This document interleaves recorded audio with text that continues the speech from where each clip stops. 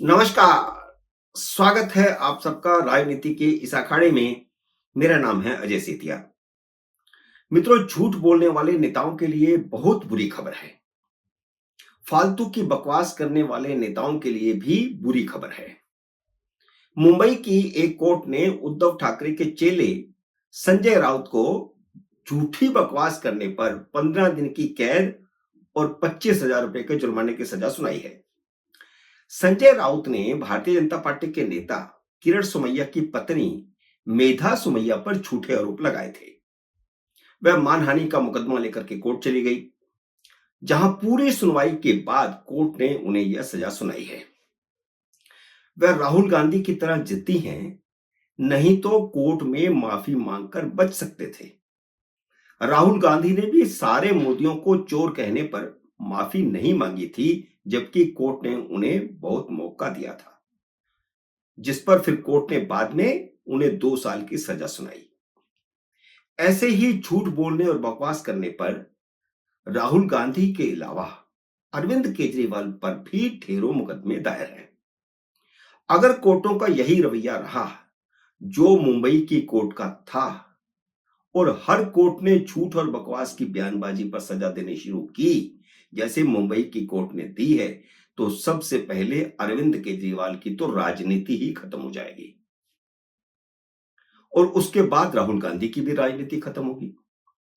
राहुल गांधी पर अमित शाह और वीर सावरकर के बारे में झूठी अफवाहें फैलाने, झूठे आरोप लगाने के मामले में भी केस चल रहे हैं। उन्होंने तो इस बार सारा चुनाव ही झूठ की राजनीति पर लड़ा, झूठ का नैरेटिव गढ़ा और उसी पर चुनाव की बुनियाद खड़ी की, जिस पर उनकी सीटें 52 से बढ़कर 99 हो गई। तो अगर झूठ बोलने पर अदालतें सजा देने लगेंगी और वो बेनकाब होने लगेंगे, तो उनकी राजनीति, चुनावी राजनीति की हालत क्या होगी। अरविंद केजरीवाल तो झूठ की राजनीति के सिवा कुछ करते ही नहीं। 5 लाइनें बोलेंगे तो उसमें से 4.5 लाइनें झूठ होंगी। घर से निकलने से पहले वे पूरी तैयारी करते हैं कि आज नई खुराफात क्या करनी है, आज नया झूठ क्या बोलूं। अभी ताजा झूठ उन्होंने आज फिर बोला है। जब वह मुख्यमंत्री आतिशी ज्योति मार्लेना के साथ सड़कों पर निरीक्षण कर रही थी, तो उन्होंने कहा कि भाजपा के एक बड़े नेता ने उनसे कहा था कि दिल्ली का विकास ठप करने के लिए उन्हें जेल में डाला गया था। लेकिन अपने इस आरोप को वे कभी साबित नहीं कर सकेंगे।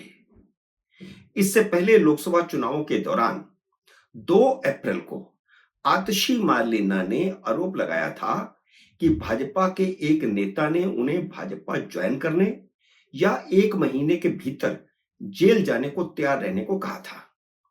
इस पर बहुत बवाल मचा। भाजपा ने अगले ही दिन कानूनी नोटिस भेज दिया था कि वह भाजपा नेता का नाम बताए या माफी मांगे। भाजपा ने चुनाव आयोग को भी लिखा। चुनाव आयोग ने भी 5 अप्रैल को उन्हें नोटिस देकर के कहा कि वह 8 अप्रैल तक अपने आरोपों के सबूत पेश करें, लेकिन उन्होंने कोई सबूत नहीं दिया। मानहानि का यह केस अभी भी आतिशी मार्लेना पर लटक रहा है। केजरीवाल और सिसोदिया भी इस तरह की बातें अक्सर कहते रहते हैं कि उन पर भाजपा ज्वाइन करने का दबाव डाला गया है। अभी भी सिसोदिया ने बोला है, अरविंद केजरीवाल ने भी बोला है कि हम क्यों जाएं भाजपा में, हम क्यों ज्वाइन करें भाजपा में, एक मंच से बोला था उन्होंने। तो इस तरह के ये झूठ लगातार बोल रहे हैं, लेकिन बार बार भारतीय जनता पार्टी उनको चुनौती देती है कि वह बताए किस नेता ने उनको अप्रोच किया, लेकिन वह किसी का नाम नहीं बताते। केजरीवाल और आतिशी मार्लेना पर झूठ बोलने का एक और केस है जो अब सुप्रीम कोर्ट पहुंच गया है। यह केस 2018 से चल रहा है, 2019 के लोकसभा चुनावों से पहले का। इन दोनों ने और इनके साथ 2 नेता और भी थे, एक तो गुप्ता और एक और नेता। इन चारों ने प्रेस कॉन्फ्रेंस करके आरोप लगाया था कि भाजपा चुनाव आयोग के साथ मिली भगत करके मुसलमानों, बनियों और पूर्वांचलियों के वोट कटवा रही है और उन्होंने दावा किया था कि चुनाव आयोग ने भाजपा के साथ मिलकर 30 लाख वोट कटवा दिए हैं। केजरीवाल खुद बनिया हैं और बनियों के वोट हासिल करने के लिए उन्होंने यह झूठा आरोप लगाया और मुसलमानों के वोट हासिल करने के लिए उन्होंने मुसलमानों के बारे में भी झूठ बोला। भाजपा के नेता राजीव बब्बर ने उन पर मानहानि का मुकदमा दायर किया। दिल्ली की मजिस्ट्रेट कोर्ट ने केजरीवाल और आतिशी मार्लेना और 2 अन्य को भी समन जारी किया। आतिशी मार्लेना इस केस में जमानत पर रिहा है। वह कोर्ट गई, उन्होंने जमानत ले ली, लेकिन केजरीवाल कोर्ट में पेश नहीं हुए। वह अपने आप को कानून से ऊपर मानते हैं। शराब घोटाले में भी लगातार ईडी उन्हें नोटिस देती रही, वे नहीं गए। वे अपने आप को क्योंकि कानून से ऊपर मानते हैं। केजरीवाल कोर्ट के आर्डर के खिलाफ सेशन कोर्ट चले गए। सेशन कोर्ट ने मजिस्ट्रेट कोर्ट के आदेश का पालन करने को कहा, तो केजरीवाल हाई कोर्ट चले गए, जहां उन्होंने उनके खिलाफ दायर इस केस को ही रद्द करने की मांग की। दिल्ली हाई कोर्ट ने 2020 में ट्रायल कोर्ट के समन पर रोक लगा दी थी। अब देखिए 2020 में और अब 2024 हो गई है, 24 का भी अंत आ गया है, यानी 4 साल से 4.5 साल से हाई कोर्ट उस पर कुंडली मारकर बैठी रही, क्योंकि नेताओं का मामला है। लेकिन इसी 2 सितंबर को हाई कोर्ट ने उनकी याचिका खारिज कर दी है। हाई कोर्ट ने दोनों को, बल्कि चारों को 3 अक्टूबर को ट्रायल कोर्ट के सामने पेश होने को कहा है। लेकिन ये दोनों झूठे, मैं दोनों झूठे खास तौर पर इनका नाम ले रहा हूं कि दूसरे 2 इतने महत्वपूर्ण नहीं है। एक मुख्यमंत्री है, एक पूर्व मुख्यमंत्री है, तो ये महत्वपूर्ण है, इसलिए मैं इन दोनों की बात कर रहा हूं। ये ट्रायल कोर्ट में पेश होने को कहा गया है, 3 अक्टूबर की इनको डेट दी गई है और ट्रायल कोर्ट ने नया नोटिस भी जारी कर दिया है। लेकिन ये दोनों झूठे, यानी मुख्यमंत्री और पूर्व मुख्यमंत्री, आज सुप्रीम कोर्ट चले गए हैं। झूठ और बकवास को पहले भी सुप्रीम कोर्ट से संरक्षण मिलता रहा है, इसलिए डर है कि अब फिर केजरीवाल को संरक्षण मिल जाएगा और यह 2018 का केस चल रहा है। राहुल गांधी को कोर्ट ने अपने ही बनाए कानून में छूट देकर राहत दे दी थी।